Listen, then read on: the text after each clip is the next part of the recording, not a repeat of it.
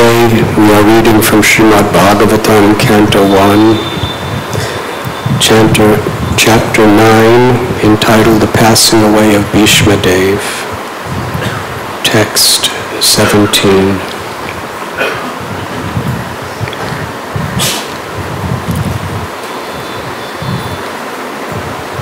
Before beginning, I'd like to welcome my dear God brothers, ISKCON Prabhu and Pritu Prabhu. Let us welcome them by loudly chanting Hari.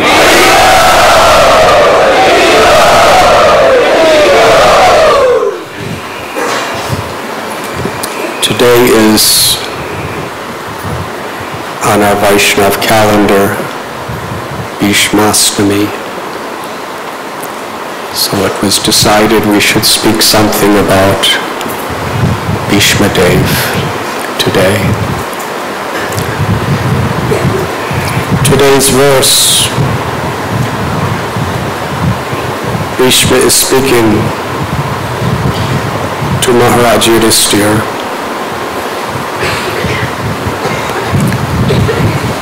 And in this purport, Srila Prabhupada is telling how the Lord teaches the world through his devotee.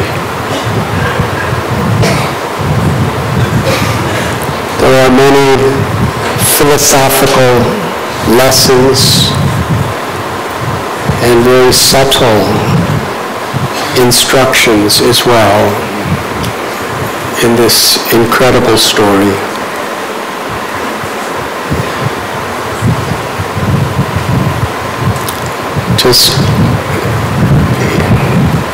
I just came yesterday from Melikote,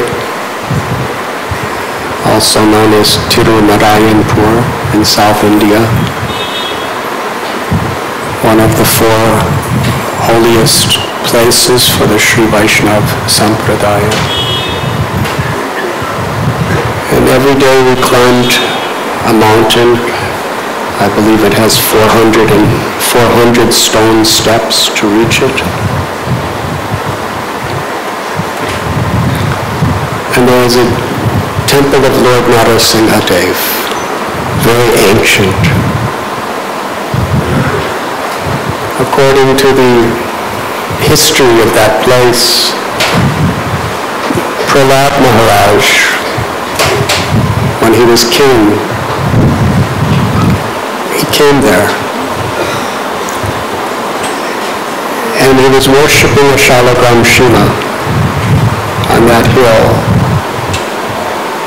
praying to Krishna to forgive him, because he was thinking that because of me, my father had to die. He was not seeing blame in Hiranyakashipu, he was seeing blame in himself. Why?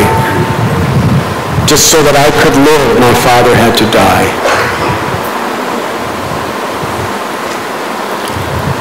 So he was worshipping Krishna, Lord Narasimha Dev, in the form of the Shalagram to forgive him for his offense. He was lamenting. He was really seriously lamenting. Then he went down to the Kalyani, it's a very ancient kund, and when he came back up, the Shalagram Shiva had manifested into this magnificent self-manifesting form of Narasimha, Yoga Narasimha. And Narasimha spoke. He told Prahlad, it's not your fault. Actually, your father, it was due to his own sins that he just had to be removed from this world. Don't blame yourself anymore. And besides that, because of your loving devotion and your prayers for him, I have given him liberation. So in this way, Prahlad was pacified. Very inconceivable, the mind of a Vaishnava. Even when somebody creates the greatest injustices, a devotee is thinking, because of me. And we have a very similar story here in the Srimad Bhagavatam. Maharaj Yudhisthira was faultless. He was honor and integrity personified. He didn't want harm to anyone. But Duryodhana was so envious. And his comrades, Dushasana, Shakuni, Karna, they all joined him. And he even convinced his own father, Dhritarashtra, to join this campaign where the innocent Yudhisthira and his brothers, who were the rightful heirs to the throne, they were cheated, they were blasphemed. In order to disgrace them, they tried to strip Draupadi naked in an assembly of men. They tried to burn them alive, horrible, horrible death in the house of lac. They exiled them to the forest for 12 years. And while they were there, that wasn't bad enough. Duryodhana sent people to humiliate them and disgrace them in the forest. He even made plans to murder them. And ultimately, when the exile was done, Yudhisthira Maharaj was so patient and so kind. We're Kshatriyas, we need something to rule over. Give us 5 villages, one each. You could have the rest of the world. Duryodhana, his response, I will not give them enough land that you can pierce the head of a needle through.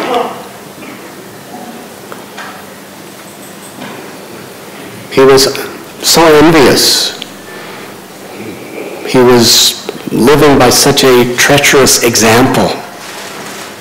He was the personification of adharma.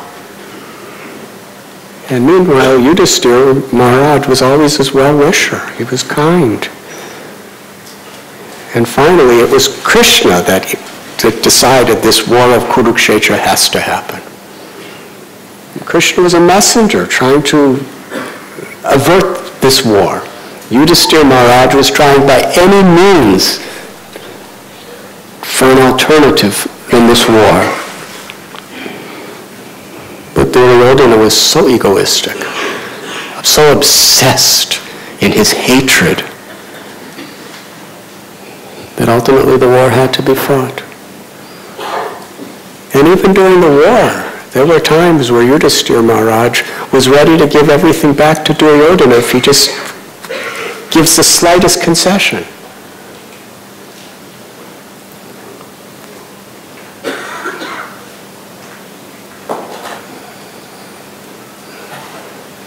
After Kurukshetra, so many people died.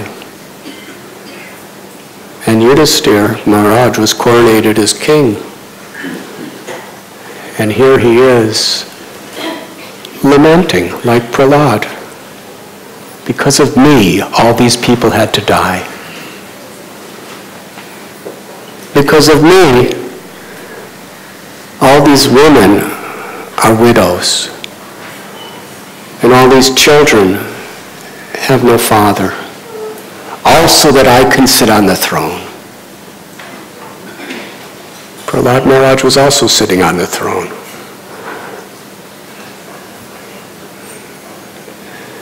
This may seem illogical. It may seem impractical. But it's Vaishnavera kriya mudra vikena bhujai. It's the inconceivable nature of the heart of a devotee, a true devotee. Just the opposite of material conditioning. We are very eager to blame people. Blame people for what they've done against us. Blame people for our own shortcomings. Blame either other people or circumstances or material nature or God or anything or anyone for our mistakes, for our failures.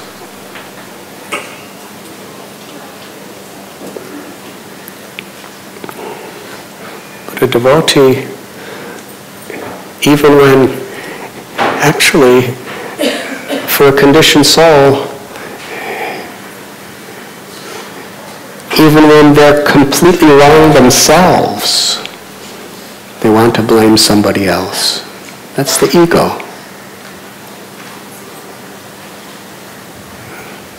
But a devotee has no inclination to blame others or to criticize. Rupa Goswami explains this is one of the qualities of a devotee. That the propensity to criticize others is not in that person's heart.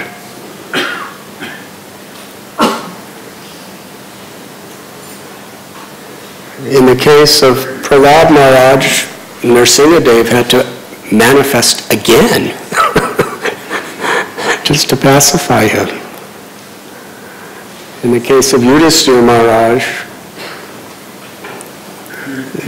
so many people were trying to tell Yudhisthira, it's not your fault.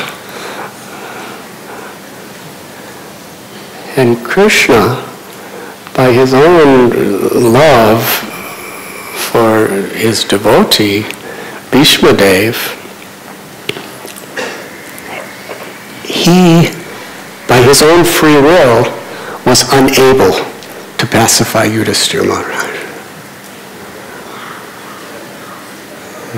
So he brought Yudhisthira Maharaj from Hastinapur back to Kurukshetra with the Pandavas, because Krishna wanted Bhishma to get that credit of speaking the highest truth to pacify the heart of Yudhisthira.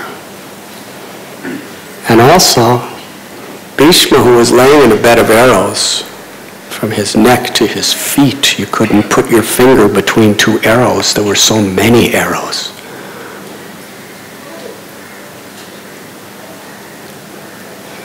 And what a Vaishnava Bhishma was. He was such a powerful warrior that when Duryodhana incited him to really put his heart and soul into the fighting, because previously he's actually in his heart, he was on the Pandava side. But due to the inconceivable arrangement of Krishna to teach the world another lesson, he was on the side of the Kurus. Here is a Mahajan fighting for the enemies of the devotees. Of course, from the external perspective, it is said because Bhishma was honorable, he could not be the king because he made that vow just to honor his father, that he would never take the throne and he would never marry or have children who could take the throne. So ultimately, he was watching as Duryodhana was persecuting and trying to destroy the Pandavas. And actually, Bhishma and Vidura were always advising Dhritarashtra not to follow his son, because he was going to cause the ruination of everything. But Dhritarashtra was so sentimentally attached to his son. In fact, sometimes when Dhritarashtra would become a little soft toward the Pandavas, Duryodhana would threaten to kill himself if his father didn't strongly stand with him. And Dhritarashtra was just not only physically blind, but he was spiritually blinded by his affection for this son. But Vidura and Bhishma, and sometimes Drona also, they would be giving him good advice, but he couldn't follow. And sometimes they would chastise Duryodhana, but he couldn't hear anything. This is the nature of the false ego. Even the best advice from the best well-wishers, we cannot hear because we're clouded over by obsessions. Came to the point where Vidura, the younger brother of Dhritarashtra, he was telling his brother that stop being influenced by your son. He is envy personified, offense personified. Everything will be destroyed if you follow him. And Duryodhana heard that. Outraged, he banished Vidura from his home, from his family, and from the kingdom. And Dhritarashtra didn't say a word. He let it happen.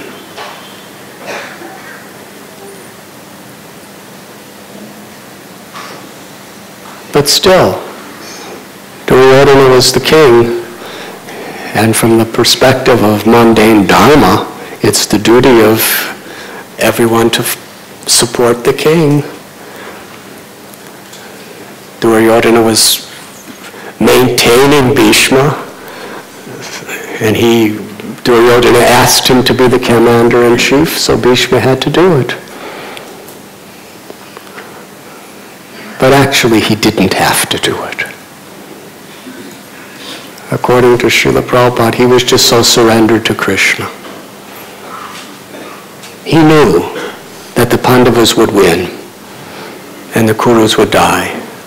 Why? Because he knew that Krishna was on the side of the Pandavas.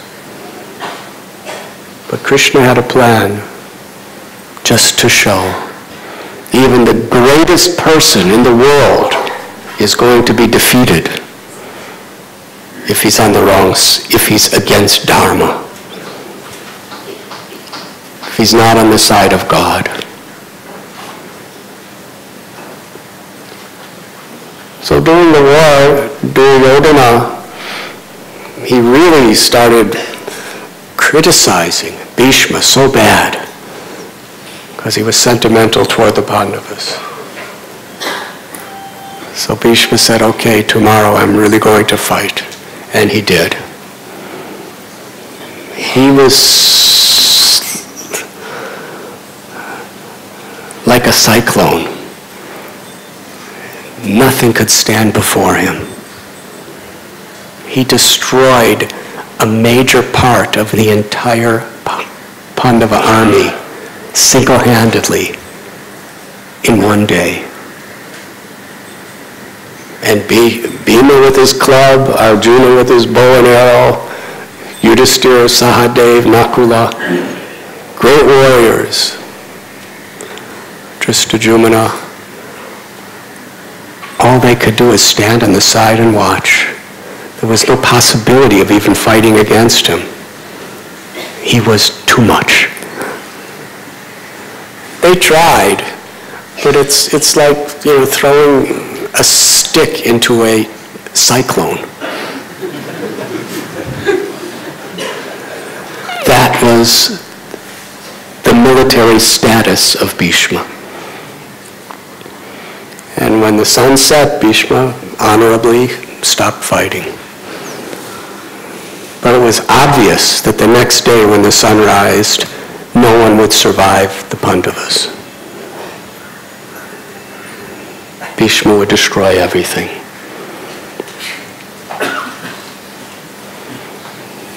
Now Bhishma told Duryodhana, I could kill everyone on this field, but I can't kill the Pandavas because they're personally protected by Krishna. Now Yudhisthira Maharaj was thinking, all these people who have given their lives to support me, they're all being massacred by my grandfather. He was very, very, it was a lost cause. There was nothing they could do. But then Krishna, he knew the heart of Bhishma. He said, we should go at night secretly to his tent and ask his permission and ask for instructions to kill him and how to kill him.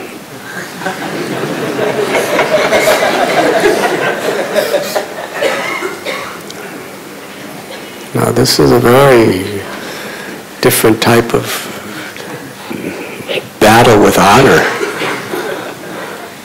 So Krishna and the 5 Pandavas, quietly in the dark of night, they went over the lines to where the Kurus were and went right to Bhishma's tent. Meanwhile, Duryodhana was glowing with joy because he knew tomorrow everything's finished and I will be victorious. And when they came before Bhishma, the Pandavas started to cry. Bhishma welcomed them with so much love. He was their grandfather and they were his favorite grandchildren.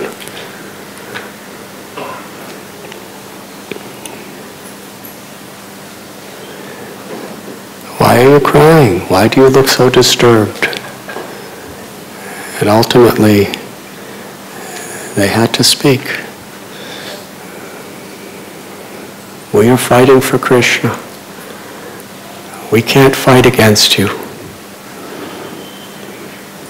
Please tell us how we could kill you and give us your blessings to do so.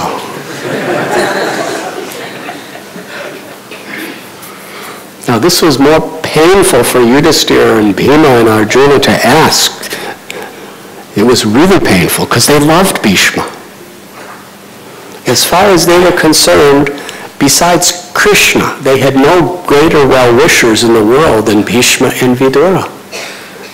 They personally saved their lives on many occasions. Even though due to circumstances they were in a very difficult situation, having to fight for the Kurus. So their hearts were heaving with agony to ask this question.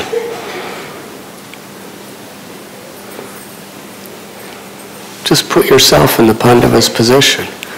Because we have to understand these stories from the human side. Because Vaishnavas are humans with soft hearts. Even if they're totally transcendental. Think about going to your own father or grandfather and asking, give me your blessings to kill you. When they're at the peak of health, and at the peak of their career, as Bhishma was. Very, very painful. But as soon as they asked the question, Bhishma went into ecstasy.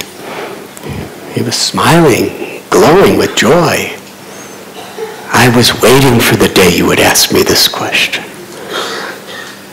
And it's a long story, but he told his own story. And ultimately he gave them the instructions. Arjuna, you're the only one who can shoot these arrows through me. So on the battlefield, bring, Shikandi? Yes, bring her before me. Him, her, whatever.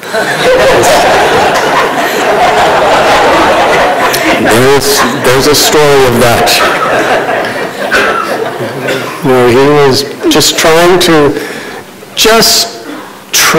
to honor his vow before God and his Father. He was implicated in all these difficulties. Yes, the material world is so complicated. Even if you're good, you get complicated and implicated in all kinds of troubles. I won't go so much into that story, but he vowed he would never marry. But then on the request of Satyavati, he tried to get some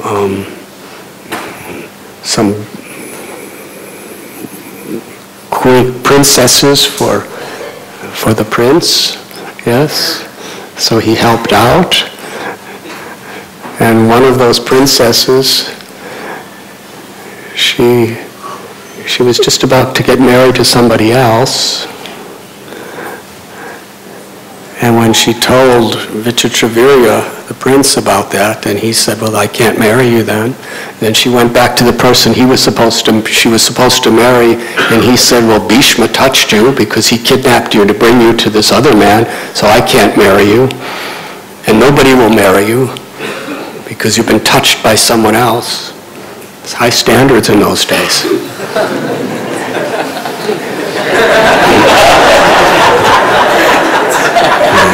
These were Kshatriyas. It was honor. She didn't want to be a widow. So the only person in the world was Bhishma, because he touched her.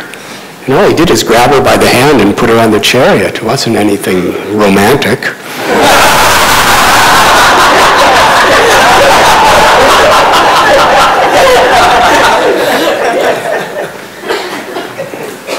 So what to do? So she went to Satyavati, and Satyavati said, Bhishma, you should do it. Bhishma said, I made this vow, I can't do it. And she went to Parasuram, and Parasuram fought with Bhishma. He said, you should do it. And Bhishma said, I can't, I took a vow. Went to the lady and said, I'm sorry, there's nothing I could do. So she worshipped Shiva and ended up becoming a warrior. Shikandi, who was born specifically to help kill Bhishma.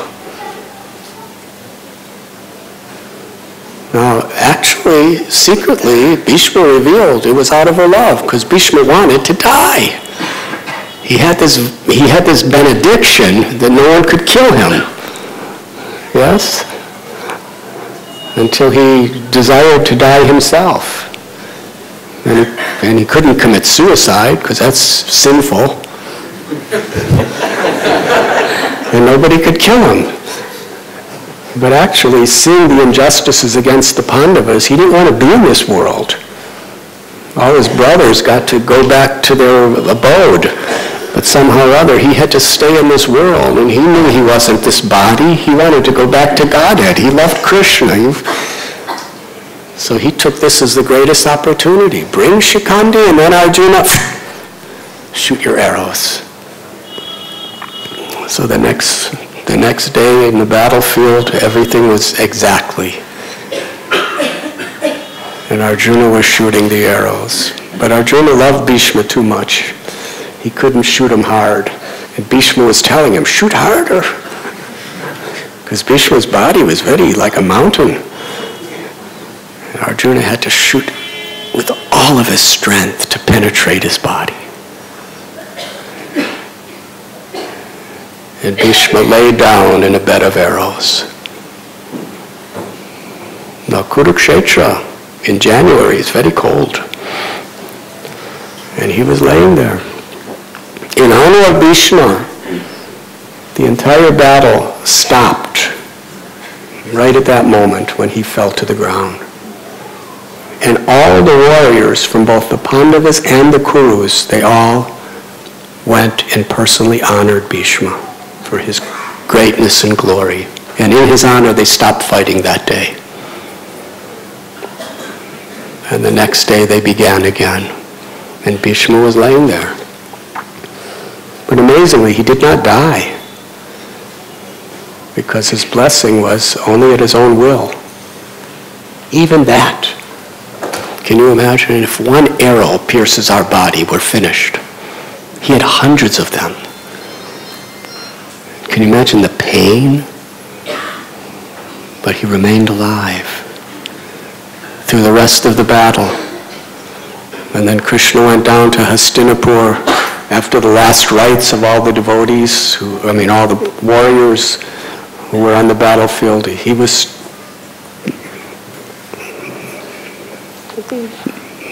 alive. Then the coronation of Krishna, and then Yudhisthira Maharaj was lamenting.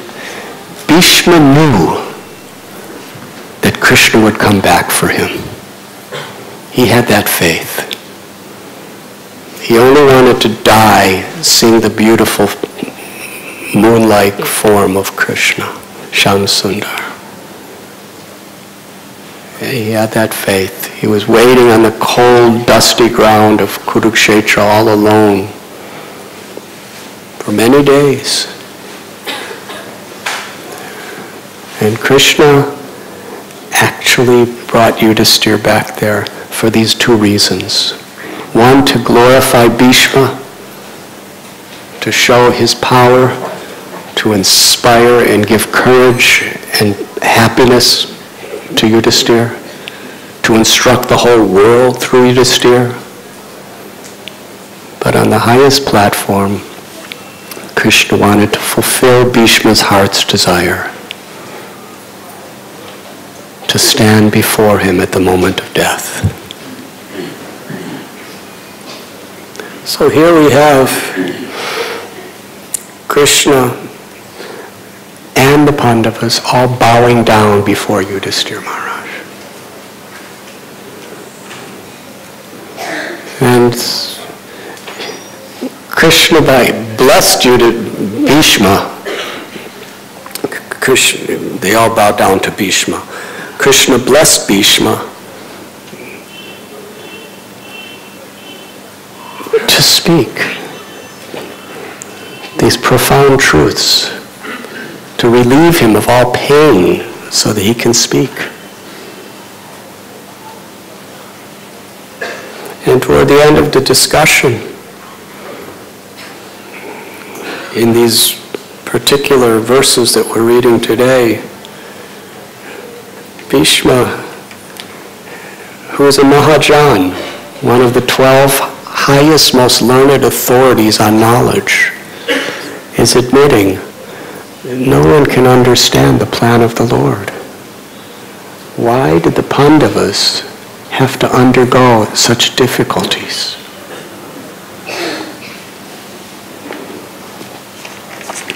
In some of the verses, Bhishma said, "Oh, what terrible sufferings and what terrible injustices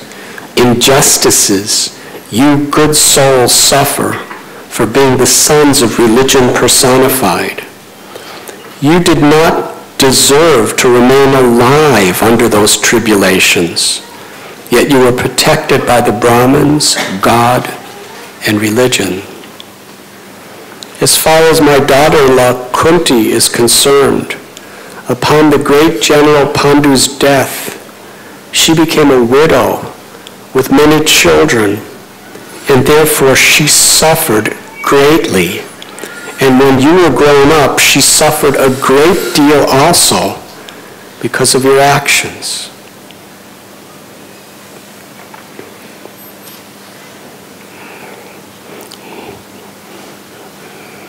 How is it that Kunti, who was so absolutely pure in her devotion, in her love, in her piety, she had to suffer more than anyone? Yes, Chowpatty suffered when they were trying to strip her away, but she surrendered to Krishna and Krishna protected her. But then she was exiled to the forest. And the Pandavas, how difficult. There was so much horrible propaganda against them. They were traveling around, living just 2 days ago in Melkote. There's a village named after the Pandavas, because the Pandavas came there. And we went to one place. It takes some time to walk there. Very few people go there. but there are 5 caves where the Pandavas lived. Have you been there, Mahaprabhu? Malkote? Yeah, the caves. And considering that Yudhisthira Maharaj and his brothers, they were living as the kings of Hastinapur, that was their natural right. When you go and look at these caves, they're real small, simple little caves. As far as caves go, they're actually nice caves. For those of you who have lived in caves, they're quite nice caves. But they're caves. It's no place for a king.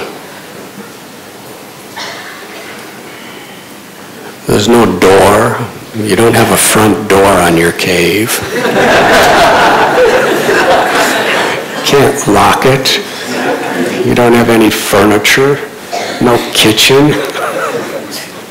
It's just you just sleep on the rocks. And you go out and search for some berries or fruits from the trees or roots, or you go begging from some house. Yes, I was sitting in the caves, just marveling at what the Pandavas had to go through. But multiply that by hundreds of times, and we can get some glimpse of what Kunti had to go through. Because she had that love of a mother seeing her children in that condition. Not only unbearable, but inconceivable. So Bhishma, who was very, very close, he considered Kunti his own daughter-in-law, and he loved her like a daughter. This is the disciplic succession of suffering.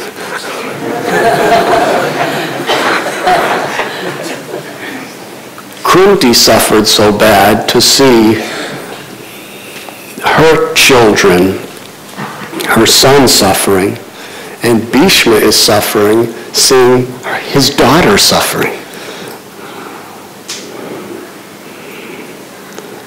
Why? Bhishma is asking this question, why? There's laws of karma where you're supposed to get what you deserve. Kunti didn't deserve this. The Pandavas didn't deserve this. Why?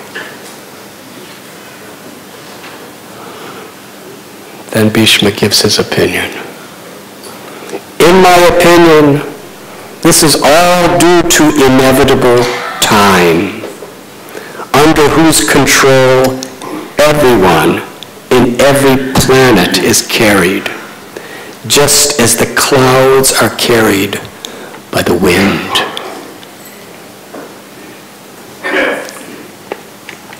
Oh, how wonderful is the influence of inevitable time. It is irreversible. Otherwise, how can there be reverses in the presence of King Yudhisthira, the son of the demigod controlling religion? Bhima, the great fighter with a club, the great bowman Arjuna with his mighty weapon Gandiva, and above all, the Lord, the direct well-wisher of the Pandavas. Bhishma says to Yudhisthira Maharaj, O king, no one can know the plan of Lord Sri Krishna, even though great philosophers inquire exhaustively. They are bewildered.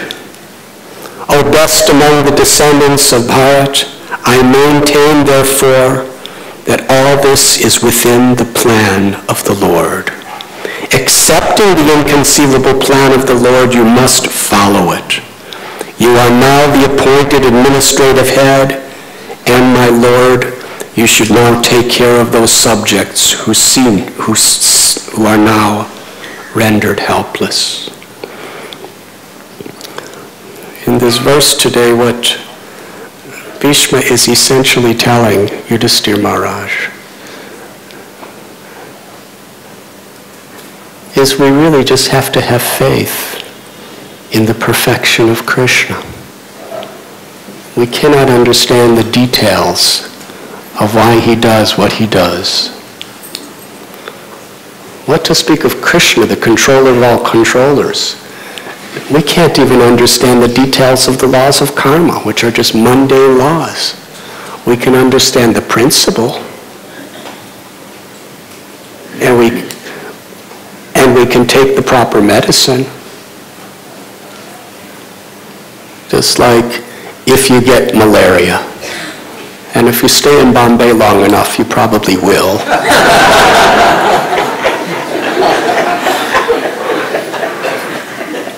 And it's very high fever. Come to give you medicine. I want to know which mosquito bit me. I want to know the date and the time that I was bitten, and I want to know the exact location on my body where I was bitten. Now, there's very few cases of malaria where anyone can trace out all those details. In fact, it's very difficult to trace out even one of them. But we understand the principle. If I have this fever and the malaria germ's in me, I may not know which mosquito, I may not know where I was when I was bitten, I don't know where I was bitten, may not know what date or time, but I know I was bitten, so I should take the medicine.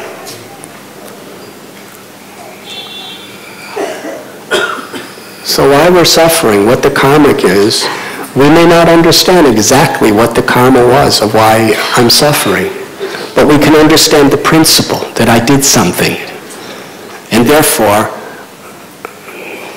two things. When you're sick, you prevent doing the same thing again. We shouldn't hurt others. We shouldn't cause others pain. We shouldn't engage in immoral activities. Because if I do, I'm going to have to suffer. And I'm suffering, and I don't want to do this again, so I'm going to give up this offensiveness. And second thing is you take the medicine. Enechi ashadi maya nashi borolagi harinam mahamantra lao tumi magi. Sarva dharman purityajya mamekam sharanam praja. Aham tvam sarva papebhyo moksha ishamimasuja. Krishna says, I will deliver you from all sinful reactions. You may not know the details, but I'll deliver all of them if you just surrender to me. And Krishna himself comes as Chaitanya Mahaprabhu to tell us how to surrender. He's appeared in his holy name. Golokera Premadana Harinam Sankirtan. Kali Kali Namarupe Krishna Avatar. Krishna's in his name. With humility, tolerance, offering all respect to others and not expecting it ourselves. Very feelingly, we should take shelter by surrendering to the holy name.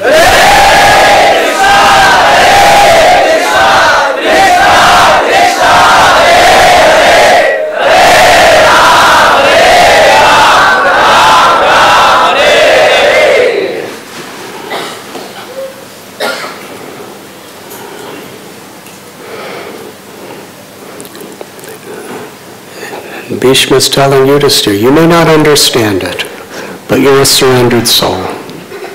Whether you understand or don't understand, just carry on with your devotional service. He's saying you're the king, it's your responsibility, it's your duty to Krishna. Go back and rule the kingdom. They are helpless. This is an amazing verse. Whether we understand or not, our service as the Lord is ultimately to be an instrument of compassion to people who are suffering. Just carry on with your service. Matra sparashastu konteya sitosna sukadukada agama payano nityas tamstatiksha bharata. Srila Prabhupada explains that this tolerating the reversals of the summers and the winter seasons of happiness and distress and honor and dishonor and pleasure and pain and all this, The way we tolerate it is we just carry on with our devotional service. This is what he's telling you to do. And the greatest service we could render is to help Srila Prabhupada, in our case, to give Krishna consciousness to others.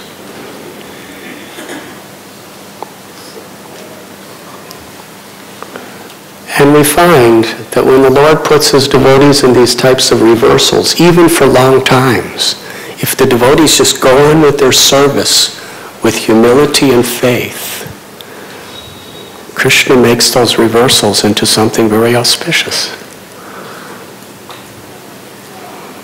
Can I tell you another story of Melkote?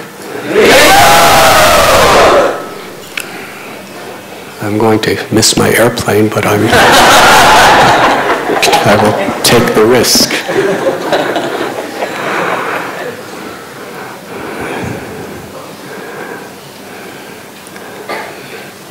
Ramanujacharya is the great disciple of Yamunacharya. He was the most powerful acharya in all of South India. He was living in Sri Rangam, and he had thousands and thousands and thousands of disciples. People loved him. One of his disciples was a grihasta named Quresh.